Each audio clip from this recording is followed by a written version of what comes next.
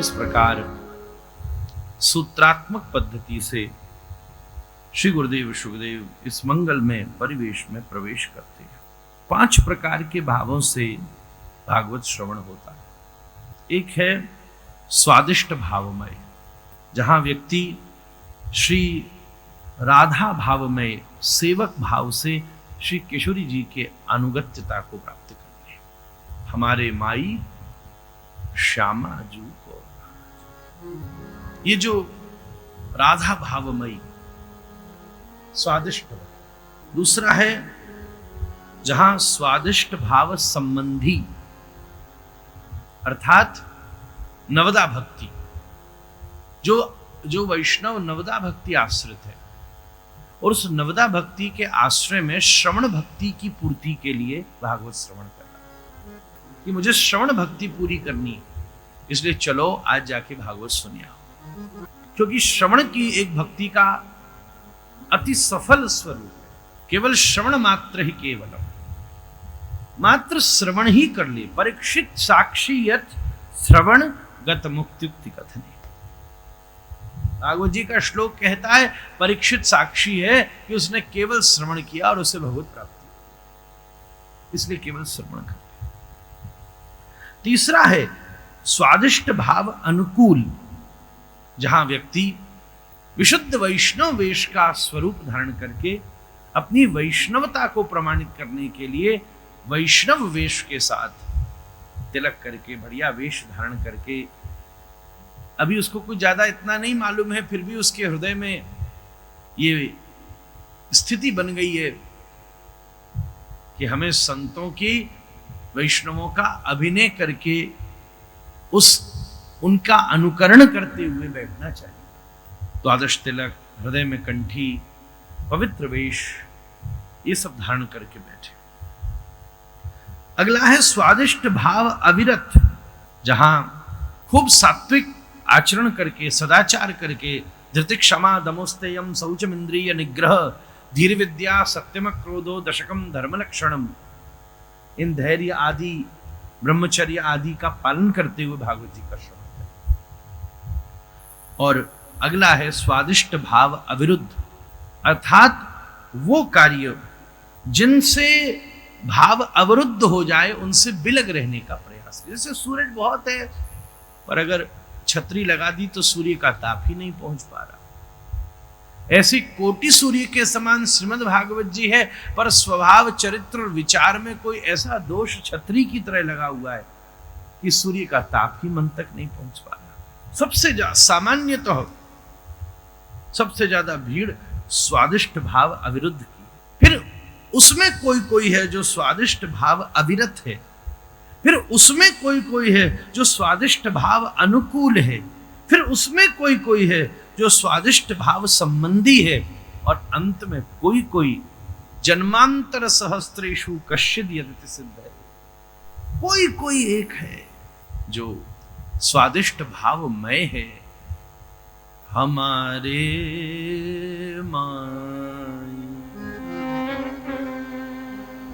श्यामा जू कोरा, हमारे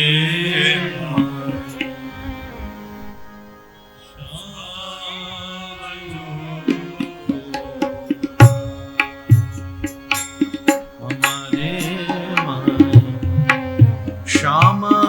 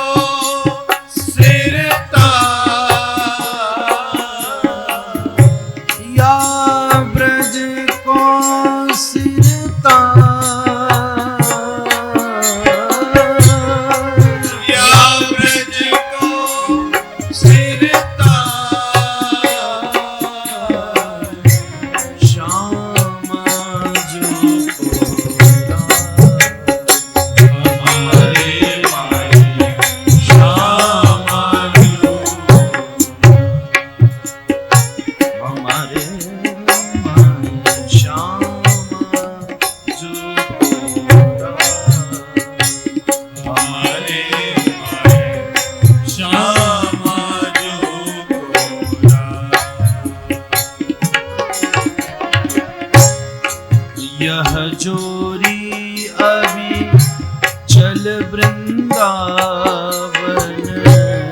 यह जोड़ी अभी चल वृंदावन, यह जोरी अभी चल वृंदावन, यह जोड़ी अभी चल वृंदावन,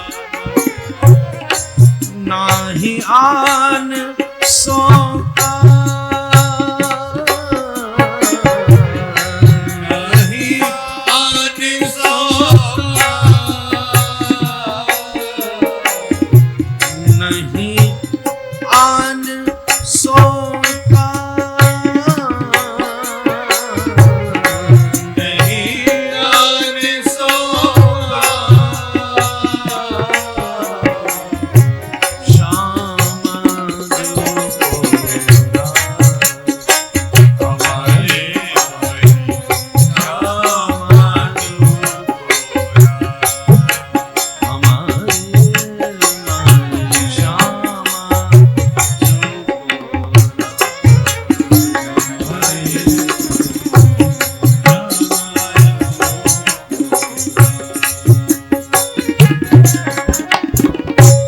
श्री विठ्ठल विपुल बिहारिणी केवल विठ्ठल विपुल विपुल बिहारी विठ्ठल विपुल बिहारिणी केवल विठ्ठल विपुल बिहारी के प्रभु, विठ्ठल विपुल बिहारिणी केवल विठ्ठल विपुल बिहारी के प्रभु, विठ्ठल विपुल बिहारिणी केवल विठ्ठल विपुल बिहारी के बलि,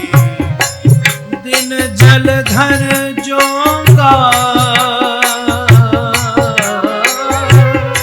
दिन जलधर सोगा, दिन जलधर जोगा, दिन जलधर सोगा, श्याम जो कोरा, हमारे भाई श्याम जो कोरा, हमारे माई श्याम जो कोरा, हमारे भाई श्याम जो कोरा, श्याम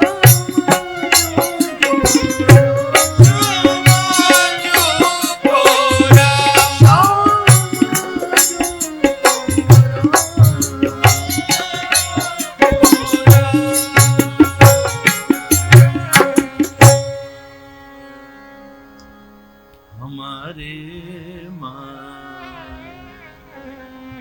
श्याम जो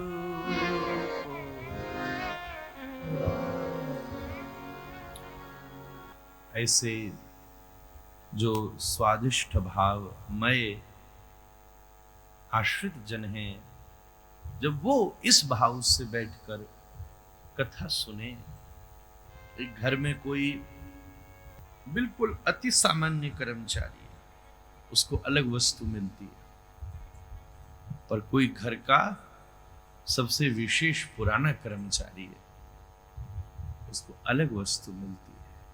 ऐसे ही श्रीमद् भागवत में अगर कोई केवल अविरुद्ध भाव से बैठे तो केवल उसको जैसे अंतिम बची हुई वस्तु घर से दी जाए, ऐसे ही केवल पुण्य मिलता है और कुछ नहीं मिलता।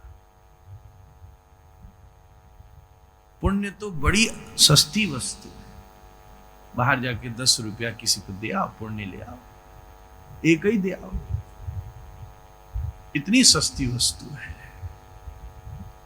परंतु जैसे कोई घर का अति विशेष व्यक्ति हो तो उसको प्रथम वस्तु प्राप्त होती है, ऐसे ही श्री निकुंज मंदिर का सबसे विशेष वस्तु वो है जो श्री किशोरी जी का दास समर्पित हो गया। किशोरी जी का आश्रय जिसने स्वीकार किया है, फिर उसको छानन बीनन नहीं मिलती, उसको तो मलाई मिलती है महाराज, उसको मलाई मिलती है। इस दृष्टि से श्री जो राधा भावमय वैष्णव हैं उनके लिए ये रास पंचाध्यायी औषधि के समान है, रसायन के समान है।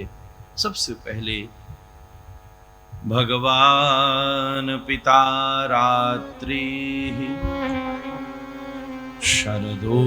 शरदोत्फुल्ल मल्लिका, सबसे पहली बात आई है श्री शुक उवाच।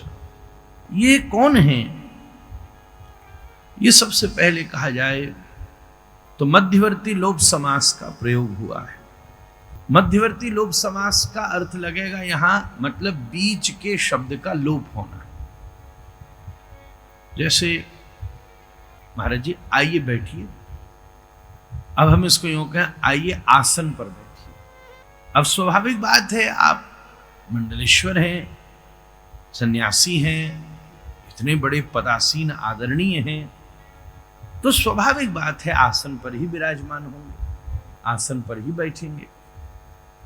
परंतु आसन शब्द को लोप मात्र कर देने से अर्थ में विसंगति नहीं आई। आइए बैठिए, इसका अर्थ यही है कि आइए आसन पर बैठिए। कोई हमको बुलावे आइए भागवत जी बोलिए, तो स्वाभाविक बात है कि जिसको व्यास के रूप में नियुक्त किया जाएगा वो व्यास आसन पर ही बैठेगा। इसकी पूरी व्याख्या की आवश्यकता नहीं है। इसी प्रकार जब संकेत में प्रवाह में कोई बात कही जाती है जो ऑलरेडी अंग्रेजी में कहें अंडरस्टूड है, तो उसको अलग से एक्सप्लेन करने की जरूरत नहीं। कह दे मोदी जी यजमान बन जाए, बस इसमें सब व्यवस्था हो गई। अब बिलक से व्याख्या करने की जरूरत, इनको पता है कि व्यास का पूजन भी करना है, प्रणाम भी करना है, व्यवस्था भी करनी है, प्रसाद भी करना है। एक शब्द में सारे शब्दों की व्याख्या हो गई, उसकी ज्यादा लंबी चौड़ी बात कहने की जरूरत नहीं है। ऐसी अंडरस्टूड व्यवस्थाओं में व्याकरण आदि प्रयोगों में मध्यवर्ती शब्द को लोप करने में अच्छा है, क्योंकि संस्कृत सूत्रात्मक है। संस्कृत भाषा संधि पर ज्यादा आनंद लेती है। लंबे से लंबे अक्षर और शब्द को संधि में करते सीमित करती जाती है, क्योंकि शब्द ब्रह्म का स्वरूप है। शब्द जीवन की सबसे विशेष ऊर्जा लेता है। आयुर्वेद कहता है वागदानम वीर्यदानाच्च गर्यसी, ज्यादा बोलने से आयु क्षीण होती है, तेज क्षीण होता है। घर में बोरिंग नहीं हो तो टंकी खाली हो जाएगी। जीवन में भजन नहीं हो तो बोलने मात्र से ही, बोलते रहने से ही सारा तेज क्षीण हो जाएगा। कोई गलत नहीं कर रहा कोई कुछ, परंतु जीवन में भजन की अगर लघुता है तो केवल वाग से अवेवा ही इतनी ऊर्जा शिथिल कर देती है कि टंकी खाली हो गई। वीर्यदानाच्च गर्यसी। इससे संस्कृत में संधि का खूब प्रयोग है। जैसे इसी शब्द श्लोक में आया शरदोत्फुल्ल, संधि कर दी, विच्छेद करना। शरद उत्फुल्ल, एक अक्षर के उच्चारण को संधि के द्वारा शिथिल किया, सीमित किया, जिससे कम शब्द में ज्यादा बात हो। यह संस्कृत साहित्य का स्वरूप है। सूत्रात्मक, श्लोकात्मक, गद्यात्मक, पद्यात्मक, बहुत सारे ऐसे बहुत सारे गुण हैं। एक ही शब्द में पूरा पारावार। इस प्रथम श्लोक में ता शब्द सबसे महत्वपूर्ण है। ता सारे स्वरूप को परिवर्षित करता है, प्रकट करता है। इसी भावना से संस्कृत साहित्य में अलग अलग समास का प्रयोग होता है। और उसमें मध्याक्षरी को लोप करते हुए कह देना विषय वस्तु में अविच्छिन्नता ले आता है। इसलिए ये श्री शुक उवाच है। अब अगर इस लोप समास को हटा के इसमें व्यास को स्थित किया जाए तो इसके उच्चारण में परिवर्तन हो, और ये जानने के लिए टीकाओं का आश्रय लेना पड़ता है। बड़े बड़े विद्वान आचार्यों ने बिलग बिलग रूपों से इसके स्वरूप की चर्चा की।